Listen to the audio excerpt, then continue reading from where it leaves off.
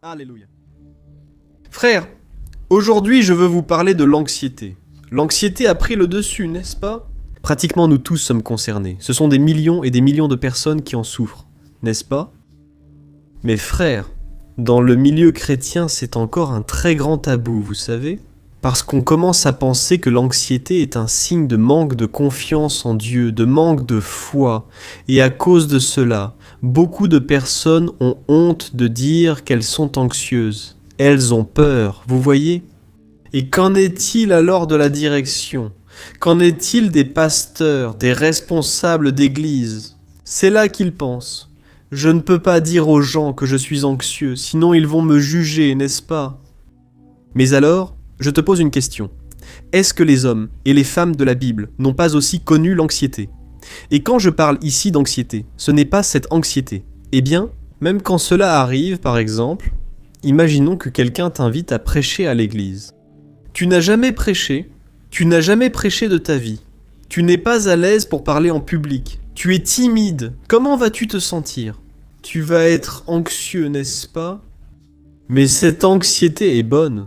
Parce qu'elle te prépare, cette anxiété te pousse à te préparer, à faire un plan, un sermon à présenter aux gens. Donc c'est positif, d'accord?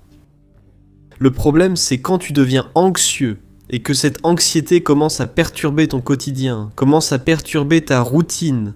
Là, ça devient quelque chose de nuisible. Pourquoi? Parce que nous n'avons pas été faits pour vivre dans l'anxiété. Jésus lui-même a dit: ne soyez pas anxieux pour le lendemain. Laissez cela à Dieu, à chaque jour suffit sa peine. Mes frères, comme il est difficile de mettre cela en pratique, n'est-ce pas? C'est très difficile, parce que le monde d'aujourd'hui, tout contribue à ce que nous devenions encore plus anxieux. Par exemple, je vais te poser une question. Qu'est-ce que ça va changer dans notre vie? Le fait de savoir quelque chose qui se passe en ce moment de l'autre côté du monde, ça ne va rien changer, n'est-ce pas? Sauf si tu pries pour cela, pour cette situation. Mes frères, nous sommes en train de devenir submergés par tant de nouvelles. Et si ce n'était pas assez, il y a encore les harcèlements. On commence à regarder la vie des autres, et on a l'impression que la nôtre est toujours inférieure à celle des autres. Donc, il est courant d'être anxieux aujourd'hui, et je vais vous raconter dans un instant que tant dans la Bible que dans ma propre vie, j'ai eu un moment de crise d'anxiété. Frère, je n'aurais jamais imaginé que j'allais passer par ça.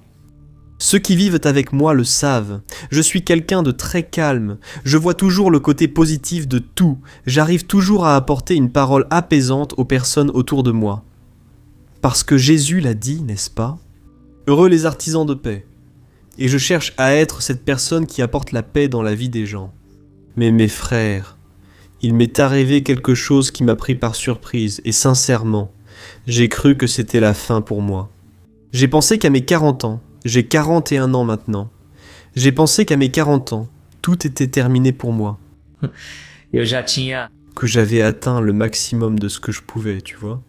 Et j'étais déjà comme ça, Dieu. Si tu as un plan pour ma vie, alors montre-le-moi. Parce que je n'arrive pas à trouver une issue. Je n'y arrive pas. Et je vais te raconter dans un instant ce qui s'est passé pour que j'en arrive là. Frère, je prenais ma douche. Je me souviens que je restais comme ça, une demi-heure sous la douche. Je n'arrivais pas à parler, ma femme a commencé à s'inquiéter beaucoup parce que... Et je n'y arrivais pas, je ne sais pas expliquer, frère. J'ai eu une crise d'anxiété que je n'aurais jamais imaginé traverser. Après tout, comme vous le savez, je prie toujours avec vous. J'apporte toujours une parole, justement non. Il n'y avait rien, moi rien, je n'avais rien, hein? Ça m'a beaucoup bouleversé. Alors je vais te montrer ici que tu n'es pas seul dans ce combat. Je vais te parler aujourd'hui de l'apôtre Paul. On parle beaucoup du fait que c'était un guerrier, un homme victorieux, un homme plein de foi, un homme dont Dieu se servait, n'est-ce pas? Paul était un homme courageux.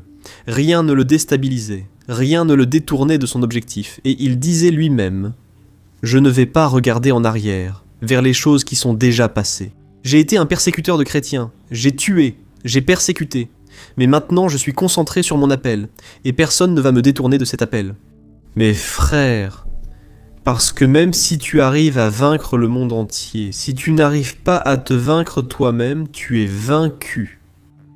Et alors, Nous allons voir ici un moment où Paul est devenu très anxieux, frère. Parce que qu'est-ce qui se passe? Il faisait face à un problème. Disons-le ainsi. Il était en train d'être oublié par l'Église. L'Église ne faisait plus confiance à l'apôtre Paul. Peut-être ignores-tu cette histoire, je vais te la raconter. Et tu vas être impressionné par ce qui lui est arrivé. Avant cela, mes frères, je vais vous demander une chose. Partagez ce message, car il va transformer votre vie aujourd'hui. Je n'en doute pas, d'accord? Tu n'es pas arrivé ici par hasard. Tu n'es pas le fruit du hasard. D'ailleurs, une jeune femme a commenté. Pasteur, ma vie a changé depuis que j'ai commencé à écouter vos messages. J'avais des crises d'anxiété. Regarde ça, gloire à Dieu. Alors, si tu te reconnais, avec tout ce que je vais te transmettre aujourd'hui, laisse un commentaire, d'accord? Clique aussi sur le pouce bleu, c'est très important, et allons-y mes frères. Alors qu'est-ce qui se passe? Là-bas, dans la deuxième épître aux Corinthiens, chapitre 11. Mes frères, j'imagine que c'était l'un des moments les plus difficiles pour l'apôtre Paul. Il est arrivé à la limite de ses forces. Pourquoi? Que se passe-t-il? Comme je l'ai dit, il était en train de perdre du crédit dans l'Église.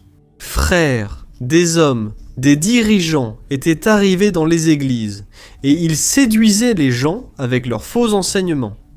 Et Paul, alors apôtre, en vient à dire aux gens « Écoutez, j'ai très peur que vous soyez trompés par ces hommes, de la même manière qu'Ève a été trompée par le serpent. Là dans le jardin d'Éden, elle a été trompée par la ruse du serpent. Et maintenant vous perdez la simplicité de l'évangile. Frères, je me souviens de ma conversion il y a déjà plusieurs mois, n'est-ce pas? C'était en 2002, en janvier 2002. Je n'oublierai jamais ce jour-là. C'était une nuit. Lors d'une veillée de prière, je me sentais au fond du gouffre. Frère, j'étais dans un vide existentiel tellement profond que plus rien ne me comblait. Même le péché ne me comblait plus, même si j'avais une très bonne famille, que j'ai reçu une excellente éducation de mes parents. Mes frères, rien ne comblait mon vide.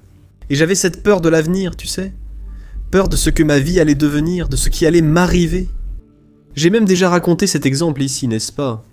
Ce témoignage à moi, mais un jour, j'étais à une veillée de prière, et là, j'ai vu les frères réunis, n'est-ce pas? Ils chantaient des louanges, et les frères étaient très enthousiastes. Mais moi, je me sentais comme un poisson hors de l'eau. Car je pensais, les gars, ce n'est pas mon univers. Ces gens sont vraiment fous. Parce que c'était un lundi soir, et ils étaient réunis à cette veillée de prière. Moi je me disais, les gars, ces gens n'ont pas de travail, ils n'ont pas de famille. Maintenant, réfléchis avec moi. Un lundi soir, ils se réunissent ici pour prier. Et là j'ai commencé à réfléchir. Je suis différent d'eux, je suis un poisson. Prière? Frère, je ne savais pas que Dieu avait fixé un rendez-vous, qu'il avait fixé un rendez-vous avec moi là-bas, lors de cette veillée. Vous savez pourquoi? Parce qu'au moment où ils ont commencé à chanter des chants de louange, l'onction était si forte et les gens ont commencé à pleurer et à louer. Et moi, je ne faisais que juger. Vous voyez? Je jugeais. À chaque fois que je voyais quelqu'un réagir d'une certaine manière, je commençais à juger. Jusqu'à ce qu'à un moment donné, mes amis qui étaient à côté de moi m'ont donné un coup de coude. Et ils m'ont dit « Juninho, il m'appelle Juninho, tu vois? Juninho, faisons comme ça. Sortons discrètement, car là-bas ils servent un petit pain au fromage, un gâteau de maïs, et moi je viens du Minas Gerais, n'est-ce pas, frère? Et là ils ont dit allons-y, car eux aussi n'étaient pas très attentifs ni vraiment solides dans leur foi, tu vois? Frère, je ne sais pas comment, mais aujourd'hui je sais que c'est le Saint-Esprit qui a touché mon cœur. Je me suis tourné vers eux, et j'ai dit, vous voulez savoir une chose, Dieu va me parler aujourd'hui, Dieu va me parler maintenant. Frère, ils ont été surpris car je ne parlais jamais de Dieu. J'y suis allé en t-shirt Sepultura, tu te rends compte? Ce n'est pas mon style. J'aimais le hard rock, j'avais un groupe de punk rock, j'avais un groupe de Pintava, cheveux rouges, ongles noirs.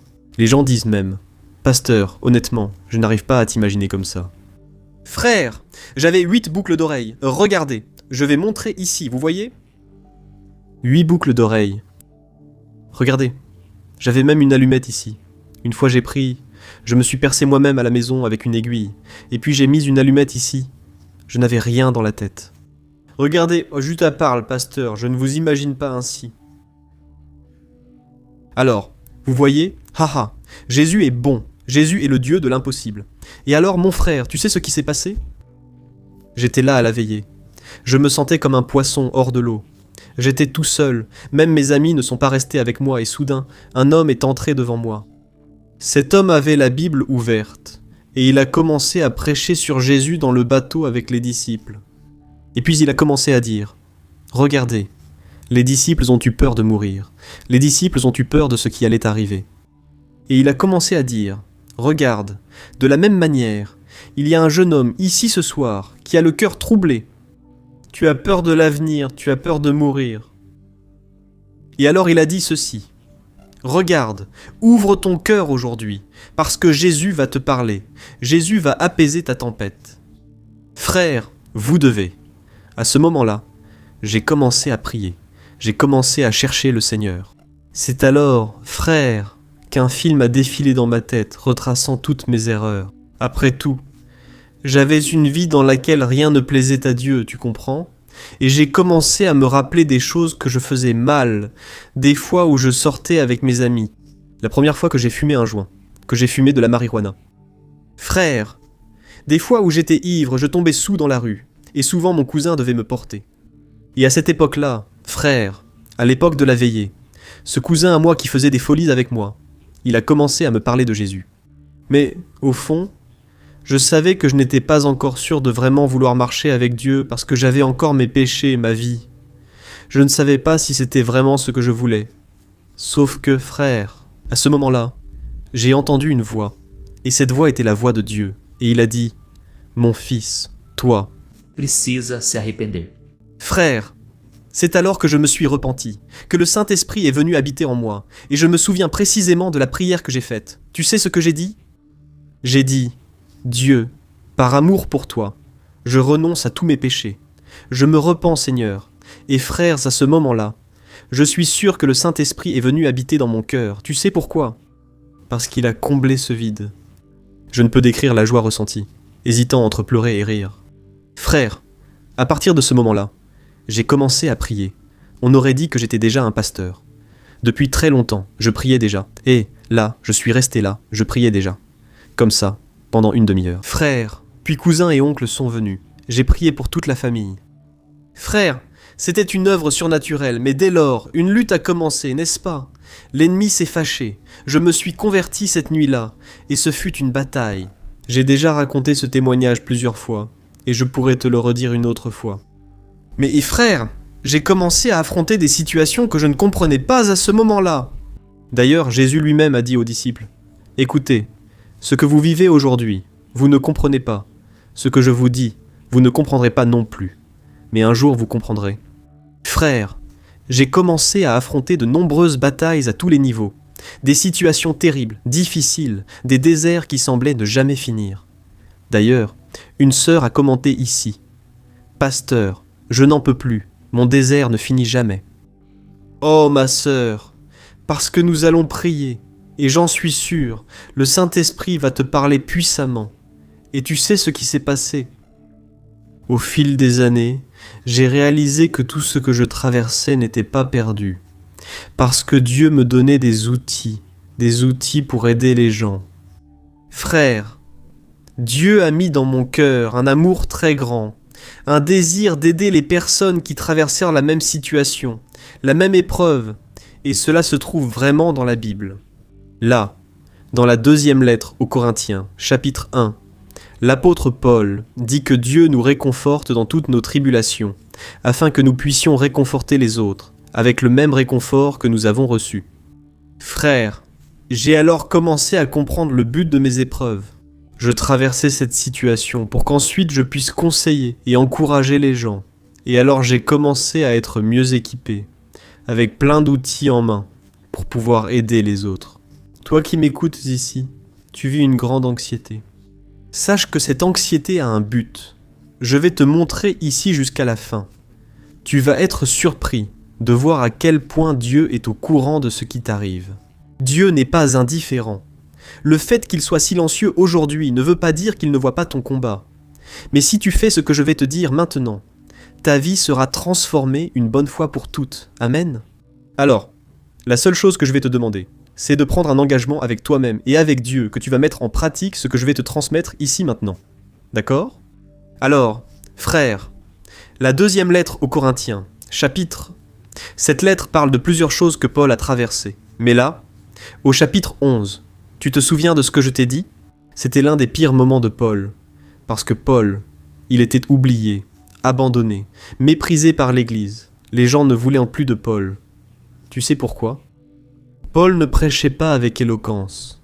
Il n'était donc pas le meilleur pour prêcher. Frère, il avait énormément de connaissances. C'est incroyable. Il faut relire sans cesse les lettres de Paul, et on les lira toute notre vie. C'est la grandeur de la sagesse donnée par le Saint-Esprit. Mais un problème subsistait. Paul manquait peut-être de charisme et apportait souvent des messages durs. Et les gens n'en pouvaient plus parce que c'était coup sur coup, n'est-ce pas ? Le gars, il avertissait beaucoup les églises, mais frère, il avait un cœur immense, un cœur plus grand que lui. Paul était très affectueux. Mais frère, il avait une responsabilité, tu es d'accord ? Jésus lui a révélé le secret qui avait été caché à toute l'humanité, qui était l'église de Jésus, qui est maintenant. Le Christ n'habitait plus là. Il n'agissait plus seulement parmi le peuple juif, mais aussi parmi les non-juifs, et maintenant cela ne veut plus dire seulement les juifs. Il ne sauve plus automatiquement juste parce qu'on est descendant d'Abraham ou issu de la lignée, n'est-ce pas ? Des patriarches ? Non. Maintenant, celui qui veut être sauvé devra d'ailleurs, cela a toujours été ainsi, n'est-ce pas ? Le salut a toujours été par la foi, et que se passe-t-il ? Maintenant, celui qui veut accepter, celui qui veut recevoir le salut doit... entregar a sua vida a Cristo.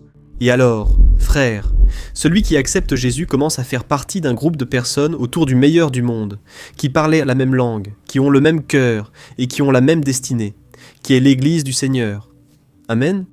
Cette Église, frère, était maintenant en train d'abandonner Paul, parce que Paul, il n'était plus populaire parmi les gens. Des personnes apparaissaient alors dans le milieu chrétien, prêchant plus éloquemment. Je veux aussi que tu fasses le lien avec notre époque, d'accord ? À l'époque de Paul, des hommes prêchèrent de façon plus éloquente que lui. Ils prêchaient avec beaucoup plus de charisme, n'est-ce pas ? Et ces hommes-là promettaient aussi des choses que Paul ne promettait pas. Tu sais pourquoi ? Parce que c'était prophétisé. Dieu n'avait pas ordonné de le dire, Dieu n'avait pas dit cela, mais les gens ont commencé à y croire. Et c'est là que ça rejoint ce que je t'avais dit ici au début.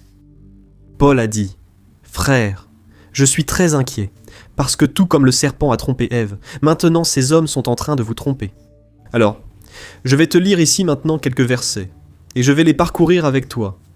C'est comme si je te prenais par la main, je vais t'apporter la lumière. Ce qui se passait dans la vie de Paul, et qui peut très souvent se passer dans vos vies, je n'en doute pas. Regarde, au verset 5, regarde ce que Paul a dit. Je vais lire exactement ce que Paul a dit. Je ne me considère en rien inférieur à ces soi-disant super-apôtres qui annoncent un Jésus différent de celui que je prêche. Regarde ce que Paul a dit.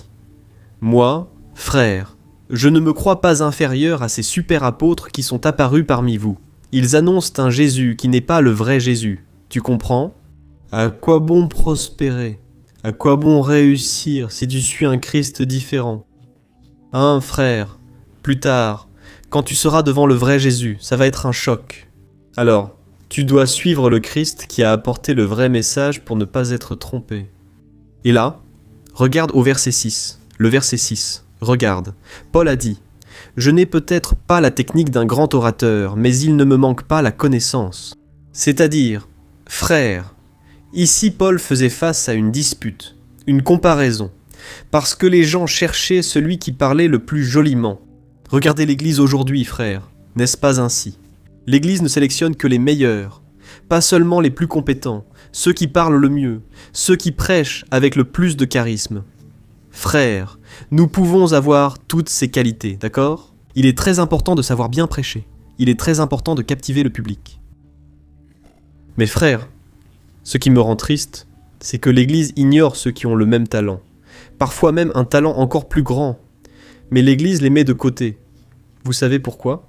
Parce que parfois ils n'ont pas une bonne apparence, parfois ils n'ont pas le style, pas la vibe, n'est-ce pas ? Pas un style de jeune. Et pourtant, frère, L'Église met de côté des perles. Elle met de côté des personnes qui sont si spéciales pour Dieu. Mais malheureusement cela arrive. C'était aussi le cas à l'époque de Paul, tu comprends ? Paul a alors dit « Écoutez, je ne suis pas un grand orateur, je ne manque pas de connaissances, frère. Paul n'avait pas à se justifier, tu es d'accord ? Paul, homme formidable de Dieu et dont le Seigneur se servait beaucoup, cherchait à se justifier. Regarde ce qu'il... Disse no versículo 9. Frère, quand j'étais avec vous et que je n'avais pas assez pour subvenir à mes besoins, je n'ai été un fardeau pour personne et je ne le serai jamais. Autrement dit, Paul disait « Frère, même quand j'ai été dans le besoin, je n'ai pas cherché à être un fardeau pour vous. Et maintenant, vous écoutez ces hommes qui viennent seulement pour vous soutirer de l'argent, vous escroquer. Ouvrez les yeux, frères. Vous accordez plus de crédit à des personnes qui ne veulent pas votre bien. » Et alors Paul a dit « Frères, regardez.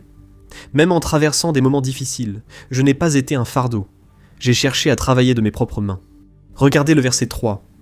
Regardez ce que Paul a dit. Faites attention. Ces hommes sont de faux frères. Vous, frères, vous donnez plus de crédit à ce qu'il a dit au verset 18, frères. Et puisque ces hommes se vantent de ce qu'ils ont fait, je vais faire la même chose. Et alors, frères, tu sais ce qui s'est passé ? Paul a dit ceci. Regardez, ces hommes se vantent de tout ce qu'ils font, et moi aussi je vais me vanter. Frères, répondez-moi juste une chose, vous comprenez le message jusqu'ici, c'est facile à comprendre. Parce que c'est ce message qui va changer votre vie. Regardez ce que Paul va dire, du verset 23 au verset 28. Paul a dit, « Écoutez, vous pensez que ce sont des super apôtres, d'accord ? D'accord, vous avez le droit de penser ce que vous voulez. Mais maintenant, je vais aussi parler de ce qui me concerne, de ce que j'ai déjà fait pour Dieu. Parce que voyez-vous, je ne suis pas du genre à me comparer. Mais ces hommes se vantent, alors je vais faire pareil. Écoutez ce qu'il a dit. Frères, j'ai perdu le compte du nombre de fois où j'ai été fouetté, et à plusieurs reprises j'ai fait face à la mort. 5 fois, j'ai reçu des chefs juifs les 39 coups de fouet. 3 fois j'ai été frappé avec des bâtons. Faites attention. J'ai été lapidé 1 fois. 3 fois j'ai fait naufrage. 1 fois j'ai passé une nuit et un jour en mer, à la dérive. J'ai effectué de nombreux longs voyages. J'ai affronté des dangers dans les rivières et avec des brigands. J'ai affronté des dangers de la part de mon propre peuple, ainsi que des païens. J'ai affronté des dangers dans les villes, dans les déserts et en mer. Et j'ai affronté des dangers à cause d'hommes qui se disaient « frères », mais qui ne l'étaient pas. J'ai travaillé dur, des heures durant, et j'ai passé de nombreuses nuits sans dormir. Écoutez bien. J'ai passé de nombreuses nuits sans dormir, j'ai eu faim et soif, et souvent je suis resté à jeun. J'ai tremblé de froid, faute de vêtements pour me réchauffer. En plus de tout cela, chaque jour pèse sur moi le souci de toutes les églises. Amen. Frères, ici Paul commence à dire ceci. Frères, vous n'avez aucune idée de ce que j'ai déjà traversé. J'ai déjà affronté des choses terribles auxquelles vous n'avez même pas pensé faire face. Et moi je les ai traversées. Mais là il commence à donner l'impression qu'il était à sa limite, qu'il traversait de grandes épreuves et même de l'anxiété. Tu es venu aujourd'hui à cause de l'anxiété, n'est-ce pas ? Et alors, Paul a dit, « Écoutez frères, j'ai déjà passé de nombreuses nuits sans dormir, signe clair d'une personne anxieuse, de quelqu'un qui n'arrive pas à se reposer. La personne anxieuse, frère, elle n'arrive pas à se détendre. Tu peux même lui dire, écoute, calme ton cœur, fais confiance à Dieu. Frère, ici nous parlons du géant de la foi, l'apôtre Paul. Paul a souffert, frère, d'une forte anxiété, d'une crise d'angoisse. Ici, cela me le montre clairement. Paul a dit, j'ai passé de nombreuses nuits, sans dormir. Pourquoi est-ce qu'il n'a pas dormi, frère ? Inquiétude, anxiété, n'est-ce pas ? Beaucoup de choses à régler. Beaucoup de responsabilités, n'est-ce pas ? Et il a commencé à dire ceci. Regardez. Et en plus de tout ce que j'ai traversé, il y a encore sur moi le poids de l'inquiétude pour toutes les églises. Frère, c'est de cela que je veux parler aujourd'hui. Généralement, la plupart du temps, l'inquiétude et l'anxiété, vous savez pourquoi elles viennent ? À cause du poids que nous mettons sur nos épaules. Frère, le poids de vouloir plaire aux autres, le poids d'avoir à accomplir des tâches, le poids d'apporter la subsistance à la maison. Y a-t-il quelque chose de plus difficile que cela, frère? Apporter la subsistance, l'argent pour acheter notre pain quotidien. Frère, il n'y a rien qui nous rende plus anxieux que cela, frère. L'inquiétude pour les choses de cette vie. Après tout, personne ne veut dépendre de qui que ce soit. Personne ne veut dépendre de l'aide des autres. Nous voulons avoir notre propre subsistance, même pour notre bien-être, pour notre dignité. Le travail donne de la dignité à l'homme. Amen. Alors, que se passe-t-il? Paul, frère, il souffrait d'anxiété. Il a dit, « Frère, ne m'imposez pas un fardeau. » D'ailleurs, c'est Paul qui a dit, « Écoutez, souvenez-vous de vos pasteurs et faites-moi une faveur, ne leur mettez pas un fardeau lourd. Vous savez pourquoi? Ils donnent leur sang, ils donnent leur âme pour l'œuvre, et vous, bien souvent, vous surchargez vos dirigeants. » Frère, il existe des dirigeants sans scrupules, non? Il y a des dirigeants menteurs, corrompus. Il y en a beaucoup, frère, dans tous les domaines, surtout face à la fragilité des gens. C'est là que les profiteurs arrivent, n'est-ce pas? Mais, frère, Paul disait, « Écoutez, frère, j'ai souffert, ce n'est pas facile, et vous venez encore me donner ce mal de tête. » Vous commencez à écouter, à donner du crédit à de faux apôtres. Frère, vous commencez à croire à leurs mensonges, frère. Le chemin de la croix est le chemin. C'est la vérité, tu comprends? Suis le chemin de Jésus. Gloire à Dieu. Et laisse-moi te dire une chose. L'anxiété vient à cause de la charge émotionnelle et spirituelle qui pèse sur ta vie. Dans le cas de Paul, la charge était très lourde, frère.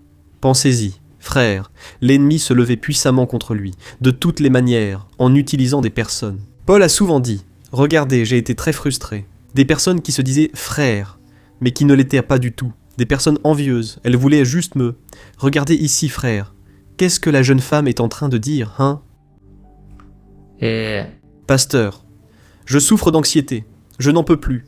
J'ai déjà pensé à mettre fin à ma vie. Vous voyez, frère, l'anxiété, frère, ce n'est pas quelque chose qu'on doit prendre à la légère. Pensez que c'est une bêtise. Ce n'est pas du tout ça, frère. Et je vais en parler dans un instant, d'accord? Ne partez pas, s'il vous plaît, je vais vous raconter un exemple tiré de ma propre vie, parce que je ne suis pas ici juste pour prêcher, non, je l'ai vécu. Crise de ansiedade. J'ai cru que j'avais touché le fond, et je vais te montrer comment Dieu m'a aidé, et l'outil qu'il m'a donné, pour que toi aussi, tu puisses sortir de cette anxiété, d'accord? Alors, qu'est-ce qui s'est passé? Paul a dit, « Frère, une anxiété pèse sur moi, une très grande préoccupation. Parce que je connais ma responsabilité. Je veux votre bien-être spirituel. » Alors, frères, retenons cette leçon pour nous. La première leçon, c'est que l'anxiété n'est pas un manque de foi, d'accord? C'est très important. Bien sûr, parfois on peut être anxieux parce qu'on ne fait pas confiance à Dieu, mais frères, l'anxiété n'est pas toujours un manque de foi. L'anxiété, elle vient du poids, comme je l'ai dit, du poids que nous mettons sur nos épaules. Paul, il voulait venir en aide à toutes les églises. Il n'a pas réussi. Il a vu qu'il était limité, que son corps était déjà affaibli. De même, frère, toi qui m'écoutes, certains ici prennent des médicaments, et ce n'est pas un péché de prendre des médicaments contre l'anxiété. Deuxième leçon, prendre des médicaments n'est pas un péché, tu vois. Dieu a donné de la sagesse aux médecins, aux psychiatres, aux psychologues, pour aider à comprendre comment fonctionne notre corps, notre cerveau. Alors, ce n'est pas un péché d'être anxieux, ne te culpabilise pas pour ça. Ce n'est pas un péché d'aller...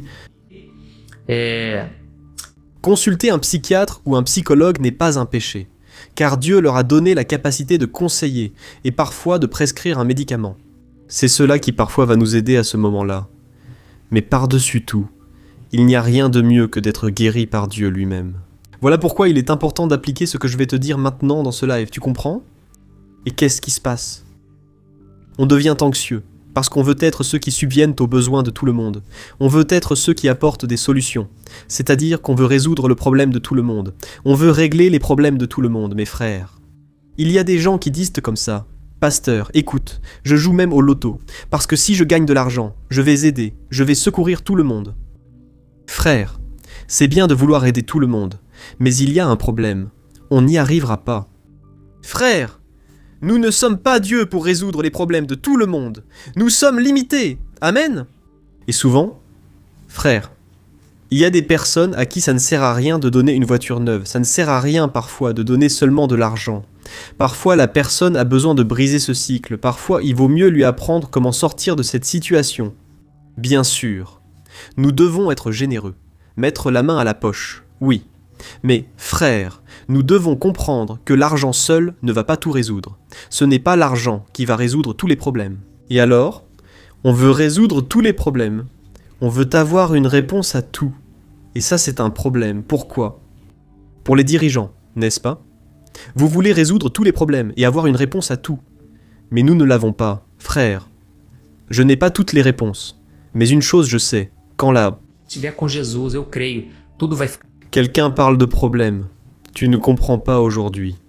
Mais le Seigneur, lui, te comprend et sait ce que tu traverses. Alors frères, continuons juste ici car je veux déjà conclure et je vais prier pour vous dans un instant. Ne partez pas. Je me suis souvenu ici d'un exemple du discours de Moïse. C'est l'autre géant. Quand on parle d'usure, d'avoir une crise d'anxiété. Il est arrivé un moment où Moïse n'a pas supporté le poids de tout porter, des personnes sur ses épaules, toutes ces personnes, frères, dans le désert en train de se plaindre, et c'est là que vient la troisième leçon. Frères, sachez composer avec les gens, sachez gérer les problèmes. Frères, les problèmes ne vont pas disparaître, retenez bien cela. Les problèmes existeront toujours, nous en aurons toute notre vie. Mais là, mon frère, si on absorbe tous les problèmes des autres, tout ce que les gens nous racontent, et je sais surtout qu'il y a des personnes ici qui vivent ça, surtout à la maison, des problèmes familiaux.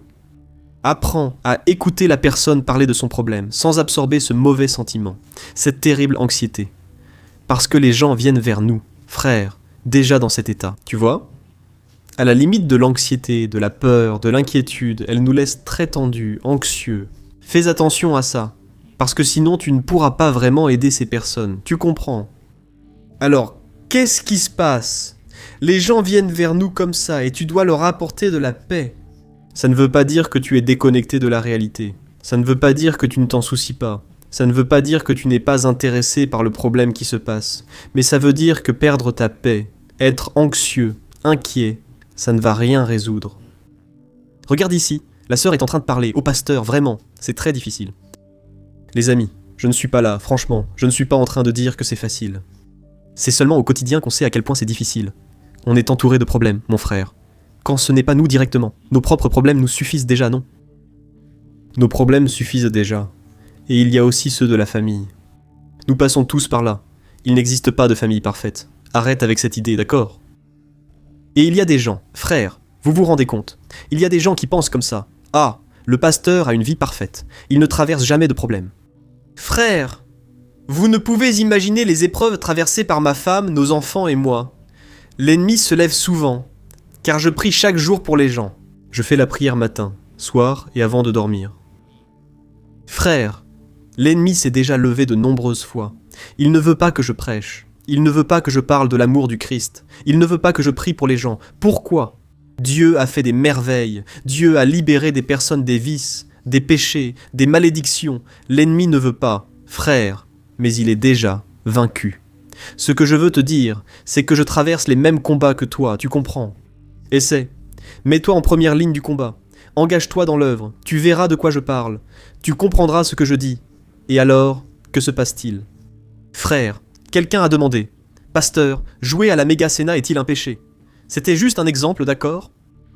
Alors, il faut faire attention parce que les gens parlent comme ça. Je vais là-bas faire un petit pari, frère. Il faut avoir foi en Dieu. Tu peux jouer à la méga Davirada, mais ta confiance doit être en Dieu. Ne mets pas ton cœur dans les richesses. Frère, je vais dire quelque chose par expérience, car j'ai déjà joué.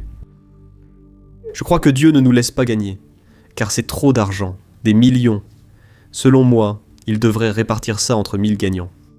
Mais tu sais pourquoi ils ne font pas ça ? Tu sais pourquoi ils donnent là 300 millions, 500 millions à une seule personne ? Je suis en train de changer un peu de sujet, n'est-ce pas ? Ils ne donnent pas 500 millions. Pardon. Pourquoi ils ne donnent pas ? Supposons qu'ils répartissent ces 500 millions. En groupe de 1000 personnes, 10 000 personnes, ça ferait une belle somme pour chacun. Parce qu'ils savent que l'être humain est avide par nature. Et l'être humain ne veut pas gagner peu. Il veut gagner des millions. Il veut le maximum qu'il peut avoir. Alors, il faut faire attention à l'avarice, n'est-ce pas? Avec la cupidité, en résumé. Frères, faites attention à ce que vous allez faire. Placez votre confiance en Dieu, ce n'est pas un péché de jouer, mais ne placez pas votre espoir dans la richesse. D'accord, allons-y. Frères, et que se passe-t-il? Revenons au sujet, d'accord? Moïse, il a touché le fond, tu sais ce qu'il a dit? Il a dit, Dieu, si je dois supporter ce peuple encore un peu, il vaut mieux que tu me tues, tue-moi. Je ne supporte plus d'être aussi anxieux. Ce peuple ici, ce peuple, il me rend fou. Ce peuple me trompe, ce peuple, il me mente, il se lève contre mon autorité, je n'en peux plus, prends ma vie.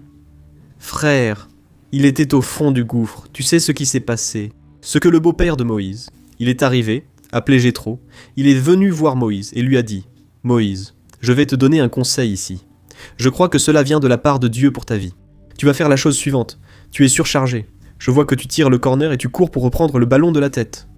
Autrement dit, tu fais tout ce qui est en ton pouvoir. En plus, au-delà de ça, n'est-ce pas? Qu'est-ce qui se passe? Moïse, tu vas faire la chose suivante. Tu vas diviser. Tu vas appeler des personnes. Fais attention. Tu vas appeler des personnes pour leur déléguer des fonctions.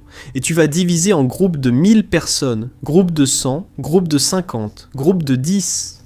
Et tu vas déléguer des fonctions, des rôles à ces personnes. Et là, tu ne vas pas choisir n'importe qui, non. Tu vas choisir des personnes compétentes, des personnes de bonne moralité, des personnes intègres, qui craignent Dieu et qui ne sont pas avides. Pourquoi? Si elles commencent à aider les autres, elles ne doivent pas avoir le cœur attaché à l'argent, à leurs propres intérêts. Sinon, elles vont commencer à vouloir aider seulement pour tirer quelque chose des gens. Et donc, il a donné cette instruction à Moïse. Et je n'ai pas peur de me tromper, frère. C'est ce qui a sauvé Moïse, parce que Moïse allait tomber en dépression. Il allait rester alité, même s'il n'y avait pas de lit dans le désert, n'est-ce pas? Frère, il allait rester prostré. Il ne se serait plus relevé, parce qu'il était arrivé à la limite de l'anxiété, à la limite de la crise d'angoisse.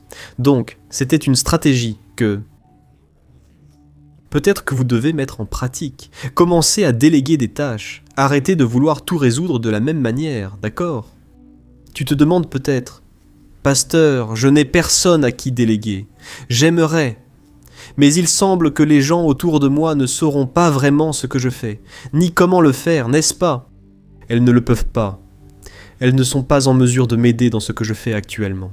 Alors je vais te donner quelques conseils rapides, et je vais déjà te montrer ici l'outil que Dieu m'a donné, pour t'aider avec cette anxiété, d'accord? C'est simple. La première chose que tu vas faire, c'est de prioriser les tâches urgentes. Écoute, arrête de vouloir tout faire. Commence, mets sur papier, note sur une feuille ce qui est le plus urgent à résoudre. Parce que des problèmes, j'en ai trop. Deuxième chose, tu dois apprendre à dire non. Dis non, commence à refuser. Car sinon, si tu cherches à aider ou à faire plaisir à tout le monde, les gens, mon frère, en profitent. Je dois le dire, d'accord ? Beaucoup de croyants abusent. Je n'en peux plus, mais je ne parle pas de tout le monde. Regarde, s'il y a un peuple qui abuse, ce sont les croyants. Pourquoi? Ils commencent à penser comme ça. Ah non, mais c'est mon frère dans la foi, non? Il va m'aider, il va me secourir. Les gens vont mettre un fardeau sur tes épaules. Bientôt tu seras épuisé, surchargé, et personne ne se soucie de tes sentiments. C'est la vérité. Alors, apprends à dire non aux gens, d'accord? Et autre chose, très important. Sois humble pour demander de l'aide, même si c'est temporaire. Frère, certains pensent qu'il est honteux de demander de l'aide, mais parfois tu traverses des difficultés, même financières. Frère, demander de l'aide pour un panier alimentaire ou pour payer une facture d'eau ou d'électricité n'est pas un péché. Un autre détail, prenez soin de vous-même, sachez prendre du temps pour vous. Prenez des vacances, frère, d'accord? Oh mon frère, je ne parle pas de longues vacances, car personne ne supporte de rester un mois sans rien faire. Prends plutôt un week-end, va dans un parc aquatique, joue au foot, fais un sport, prends soin de ta santé. Tu sais pourquoi? Tu n'es pas irremplaçable. J'ai appris ici, mes frères, que je ne suis pas irremplaçable. Frère, si toi en disant la vérité, si un jour tu meurs, tu vas mourir. Mais si un jour tu passes l'arme à gauche, ils vont mettre quelqu'un d'autre à ta place pour faire le travail. Frère, notre récompense doit venir de Dieu du ciel, c'est lui, et non de ce que nous faisons. Dieu n'est pas injuste. Dieu ne va rien demander que nous ne soyons pas capables de faire. Mais frère, nous ne sommes pas irremplaçables. Il faut arrêter avec ça. D'accord ? Prenons soin de notre santé. Comment va ton alimentation ? Comment va ta santé émotionnelle ? Tu as regardé un film ? Regarde des films, frère, des films chrétiens, loue sur Netflix, tu dois déjà avoir Netflix, non ? Mais loue un film sur Amazon. J'aime beaucoup regarder des films avec ma famille. D'ailleurs, si vous voulez des recommandations de films, j'ai une liste. Frère, j'ai une liste de films que j'ai aimés. Et ce qui se passe, non ? Les amis, il faut prendre soin de notre équilibre émotionnel, de notre santé mentale, sinon on devient fou. Frère, il y a trop de problèmes, trop de difficultés. Je n'ai même pas besoin de le dire, frère. Ayez confiance en Dieu, cette épreuve passera. S'il y a un verset que j'aime dans la Bible, frère, il est là. Psaume 34, verset 19, il dit « Ainsi, nombreuses sont les afflictions du juste, mais le Seigneur le délivre de toutes. » Autrement dit, le combat que tu traverses aujourd'hui, demain, il ne sera plus là. Demain, il sera déjà passé. Frère, croyons de cette manière, il faut qu'on ait la foi. La jeune fille demande « Pasteur, recommande-nous des films. » Frère, le souci c'est que certains films que je pourrais suggérer contiennent parfois des scènes de violence, de vulgarité ou de promiscuité. Frère, je ne vais pas recommander un truc comme ça, et je ne vais même pas regarder, d'accord ? Mais il y a des scènes qui sont parfois violentes. J'ai même recommandé l'autre jour un film appelé Nefarios. C'est un film d'horreur, c'est chrétien. C'est le premier film d'horreur chrétien que j'ai vu. Je n'en avais jamais vu, mais j'ai trouvé l'idée fantastique. Pourquoi ? Ce film Nefarios, je l'ai loué sur Amazon, c'est un film qui montre clairement comment le diable travaille pour tromper les gens. Tu dois regarder ce film, tu comprends ? À moins que tu sois déjà à un niveau d'anxiété très élevé, là je te recommande de regarder un film léger. D'accord ? Un film pour toute la famille. Ne regarde pas de film à suspense d'ailleurs. Écoute, si tu es dans cette période d'anxiété, parce que c'est une période, garde cela en tête, c'est une période, ne regarde pas de film qui va déclencher quelque chose chez toi. Tu vas devenir anxieux. Parce que je sais. Mes frères, ce que c'est, l'anxiété, une crise d'anxiété, je sais ce que c'est. J'espère que tu as compris ces conseils. Maintenant, je vais raconter mon expérience, d'accord ? D'ailleurs, mes frères, il y a une jeune femme ici qui envoie des messages plusieurs fois, pasteur, mais comme il y a beaucoup de commentaires, je n'arrive pas à voir. Mais elle dit qu'elle souffre d'anxiété et... E Demande. La jeune femme, je me souviens... Elle m'a demandé de prier pour elle parce qu'elle allait passer par l'immigration pour obtenir le visa pour entrer aux États-Unis et j'ai prié pour elle. Mais le visa a été refusé. Ma sœur, on ne comprend pas tout, mais fais confiance à Dieu. Dieu a le meilleur pour toi. Si ça n'a pas marché, c'est que ce n'était pas censé marcher cette fois-ci. Ou alors, essaie de réfléchir à ce que tu aurais dû faire et que tu n'as pas fait. Apprends la leçon de ce qui n'a pas marché, tu comprends ? Pendant que beaucoup commentent ici et donnent des suggestions de films, ce sont bien des suggestions de films chrétiens, tu comprends, ma sœur. Nous allons prier bientôt. Et je veux vraiment que Dieu apporte cette paix à ton cœur. Fais confiance au Seigneur. Beaucoup de choses, mes frères, ne vont pas marcher, ne vont pas se passer comme nous l'avons prévu, n'arriveront pas au moment que nous avions prévu. Mais Dieu est fidèle. Amen. Dieu est bon, et Dieu sait ce qui est le mieux pour nous. Faisons-lui confiance et faisons notre part. Gloire à Dieu. Alors, mes frères, je vais raconter maintenant, et ensuite je vais te montrer l'outil que Dieu m'a donné pour que je te le transmette. Voici ce qui s'est passé. À la fin de l'année dernière, mes frères, beaucoup de gens me cherchaient. Mon WhatsApp, tu ne veux même pas savoir comment est mon WhatsApp. J'ai dû enlever ma photo de WhatsApp. J'ai dû laisser seulement Antonio Junior, car si je mettais Pasteur Antonio Junior, mon WhatsApp était saturé. Pourquoi ? Réfléchis avec moi, la personne qui me connaît, elle a mon... Contato. Só que Soudain, elle croise un membre de la famille qui dit « Je n'y crois pas, tu connais le pasteur, donne-moi son contact, j'ai besoin d'aide. » Cette personne transmet alors mon contact à quelqu'un d'autre. L'autre personne me contacte. Jusque-là, tout va bien. J'aide, je prie pour la personne, je conseille. Mais frère, cela a pris une telle ampleur. Frère, je n'arrivais plus à suivre car j'aidais la personne. Mais elle revenait aussitôt avec une nouvelle question. Elle enregistrait mon numéro de téléphone, pour n'importe quel problème qu'elle rencontrait. Elle venait demander de l'aide. Frère, je le reconnais. J'ai un appel de Dieu, j'ai le désir d'aider les gens. Je suis ici avec toi jusqu'à maintenant, parce que je veux vraiment t'aider. Dieu connaît mon cœur. Mais je n'arrivais plus à répondre aux messages vocaux. Je n'arrivais plus à prier pour les gens. Et puis, il a commencé à y avoir des commentaires de personnes disant « Oh, pasteur, je pensais que vous alliez m'aider. Oh, pasteur !» Certains m'ont reproché « Pasteur, je vous croyais plus charitable, plus généreux, et vous n'avez même pas répondu à mon message vocal.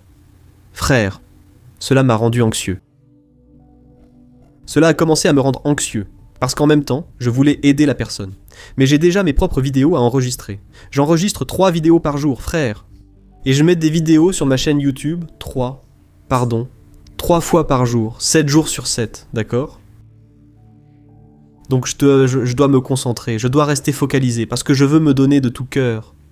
Quand j'appuie sur play pour enregistrer, quand j'appuie sur rec, n'est-ce pas ? Je veux être entier pour pouvoir vous aider, parce que si je ne vais pas bien, je ne peux pas vous secourir. Et ce qui s'est passé, c'est que j'ai commencé à faire des crises d'anxiété. Ma femme m'a dit, mon amour, arrête un peu avec WhatsApp. Frère, WhatsApp est très envahissant, soyons honnêtes ici. Parce que la personne t'envoie un message, tu n'as même pas le choix d'accepter ou non. Donc, si tu ne fais pas attention, ça te rend extrêmement anxieux, surtout parce que la notification arrive, et c'est conçu de manière à te rendre anxieux, tu comprends ?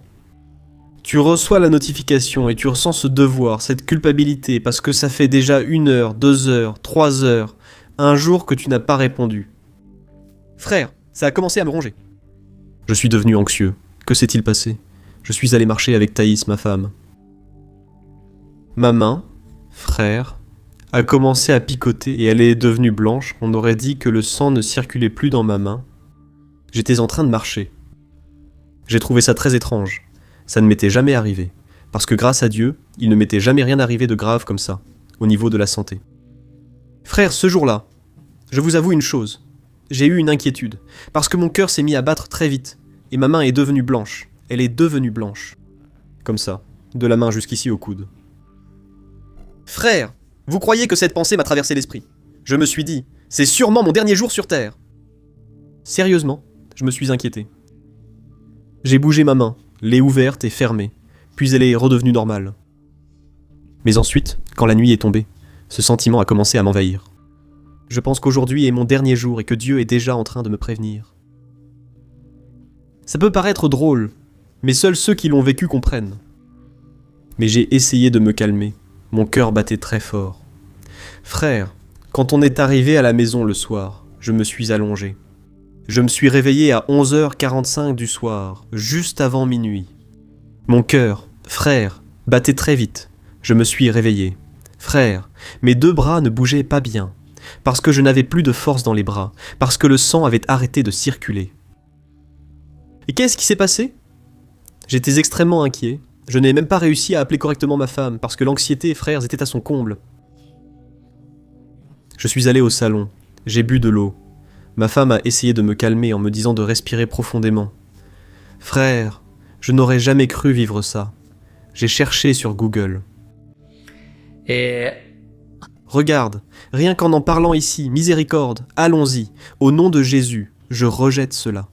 Jésus, je repousse toute attaque spirituelle contre ma vie et contre la tienne, au nom de Jésus.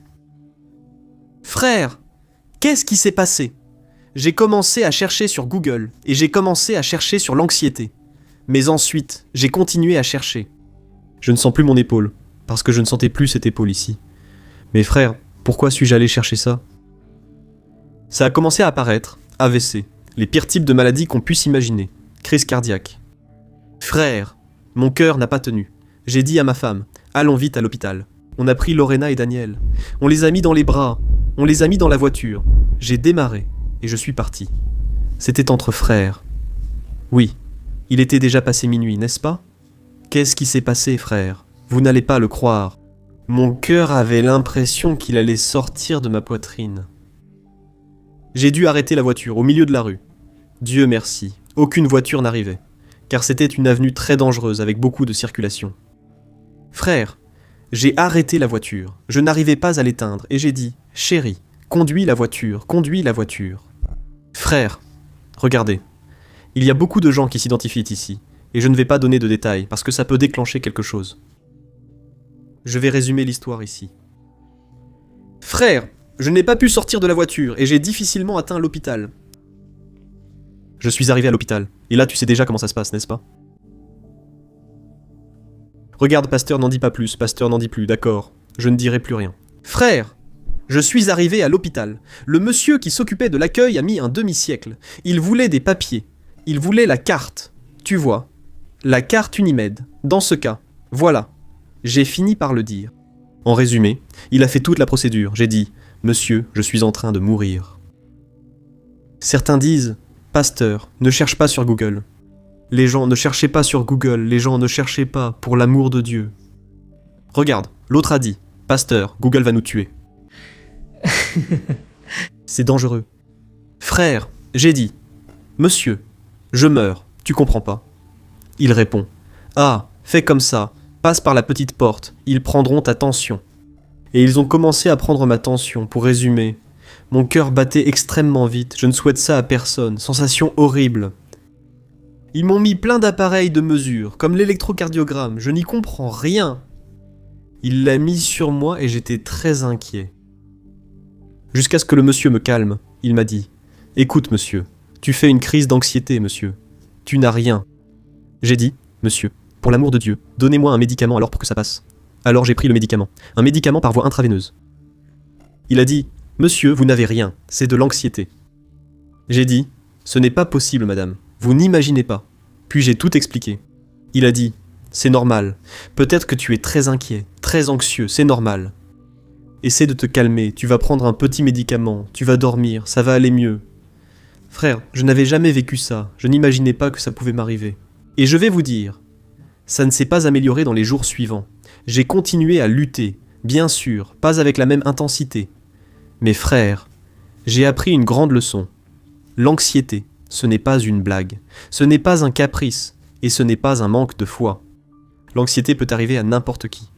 J'ai pris l'exemple de Moïse, qui a atteint sa limite. J'ai donné ici l'exemple de Paul. Je pourrais donner l'exemple d'Élie, de Néhémie, de tant d'autres dans la Bible. Des personnes qui avaient la foi, une foi puissante, une foi grandiose, des personnes qui sont devenues extrêmement anxieuses. Et frères, savez-vous ce qui s'est passé depuis ce jour ? Le Saint-Esprit a commencé à me parler. Tu vas écrire un livre sur l'anxiété. Tu vas expliquer aux gens ce qu'ils doivent faire pour se débarrasser de l'anxiété. Regarde, Tatiana a demandé. Pasteur, et le bras alors ? Ma sœur, grâce à Dieu, je n'ai plus jamais eu ça. Plus jamais eu ça. Je suis guéri, je suis libéré, j'ai vaincu ce mal. Ce n'était pas facile, je l'avoue. J'ai dû prendre des médicaments. Et même ces derniers jours, je prenais encore un petit médicament ici. Naturel, homéopathique, n'est-ce pas ? Non, totalement naturel, ça ne fait pas de mal. Frère, j'ai appris des leçons que je n'avais jamais apprises, à moins d'avoir vécu cela. Et je l'ai vécu. Et alors, je vais vous montrer. Peut-être que vous aviez déjà vu, n'est-ce pas ? Mais je vais vous montrer ici, regardez. J'ai écrit ce livre, regardez, sans anxiété. Et ici, mes frères, je raconte des expériences. Je raconte ce que les gens vivent avec l'anxiété et qu'il est possible de la vaincre. Écoutez, aussi incroyable que cela paraisse, je parle en tant que témoin. Ici, certains ont surmonté l'anxiété. D'autres, comme l'a dit le frère, ont eu un infarctus du myocarde. Frère, c'est quelque chose de sérieux. Nous devons gérer l'anxiété, sinon l'anxiété va vraiment nous nuire. Frère, vivre chaque jour avec l'anxiété nuit gravement à la santé, c'est vraiment nocif. On dort mal, n'est-ce pas ? Vous passez une nuit blanche, ou ne dormez qu'une demi-heure ou une heure avant de vous réveiller. Frère, j'ai commencé à réfléchir, ce n'est pas possible que je doive prendre des médicaments. Je n'en ai jamais eu besoin, mais j'ai dû en prendre pendant un certain temps, frère. Et alors, qu'est-ce qui s'est passé ? J'ai écrit ce livre sans anxiété. Dedans, j'ai écrit 100 messages puissants pour t'aider à vaincre l'anxiété une bonne fois pour toutes. Et j'en parle de manière pratique, comme je l'ai fait avec vous ici. À quoi ça sert d'utiliser de beaux mots si ça ne va rien résoudre ? Alors, j'ai apporté ici des exemples d'hommes et de femmes de la Bible qui ont vaincu l'anxiété, et ils ont surmonté cela. Et je vais te raconter en détail ce qu'ils ont fait pour vaincre. Donc, je vais commencer par la Genèse, et j'irai jusqu'à l'Apocalypse. Ce sont 100 messages simples qui vont te fortifier, d'accord ? Je suis sûr que ça va beaucoup t'encourager. Et je vais faire la chose suivante maintenant. Je vais prier pour toi. Mais si tu veux recevoir ce livre chez toi, je vais te donner 2 options. J'ai lancé ce livre en format numérique pour que tu puisses y accéder sur ton téléphone, sur ton ordinateur, où que tu sois. Tu pourras lire un message. Je crois que le Saint-Esprit va poser sa main et tu vas te calmer. Ce message sera un baume dans ta vie, un rafraîchissement pour toi, amen. Je vais prier pour ta vie maintenant, en demandant à Dieu de te bénir, et à la fin de la prière, je te demande de partager, parce que cela va aider beaucoup de personnes. J'en suis sûr, ce dont on a parlé ici, pour ceux qui viennent d'arriver, ça fera toute la différence si tu partages, si tu permets à plus de personnes d'atteindre et d'accéder à ce message, d'accord ? Écoute, tu peux en être sûr, en plus d'aider, il y a un détail très important. En plus de t'aider toi-même, tu contribueras aussi à des institutions caritatives que je soutiens. Ce sont des enfants défavorisés dans plusieurs pays, et aussi au Brésil. Des familles entières ont été aidées grâce à votre aide. Alors, tu contribueras aussi, d'accord ? Gloire à Dieu, prions. Seigneur, mon Dieu et Père, je prie pour la vie de cet homme et de cette femme. Père, la parole a été transmise. Je crois que tu as illuminé cette parole, Père. Parce qu'en même temps que nous avons parlé de choses difficiles, en même temps que je parlais, Père, tu as apporté la paix du Saint-Esprit. Il y a des personnes ici, mon Père, qui ne savaient plus quoi faire de leur vie. Elles ont besoin d'un outil, elles ont besoin d'aide, elles ont besoin, mon Père, que tu les rendes capables. C'est pourquoi je te demande, ô Dieu, illumine leur vie. Père, illumine leur esprit. Ô Dieu, qu'elles se sentent renouvelées, qu'elles se sentent transformées par ta puissance. Dieu, que tu retires maintenant de ce cœur toute anxiété, toute peur, toute angoisse, ô Dieu. Seigneur mon Père, combien de personnes traversent en ce moment une crise, Dieu, et elles ne voient plus d'issue. Mais tu m'as sorti de cette vallée, de ce désert, et je te demande maintenant, tire cette personne de cette situation, mon Dieu, viens à son secours, mon Père. Ce n'est pas facile dans le mariage, dans la famille. Les difficultés que cette personne traverse sont tellement grandes. Ô Dieu, elles se sentent au fond du gouffre.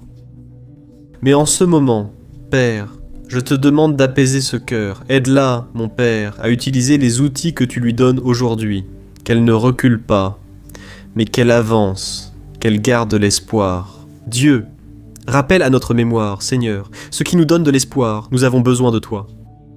Père, certaines personnes ont fait une crise d'anxiété aujourd'hui et ont rejoint ce live, ce n'est pas un hasard. Certaines personnes ici prennent un médicament, souvent un médicament fort.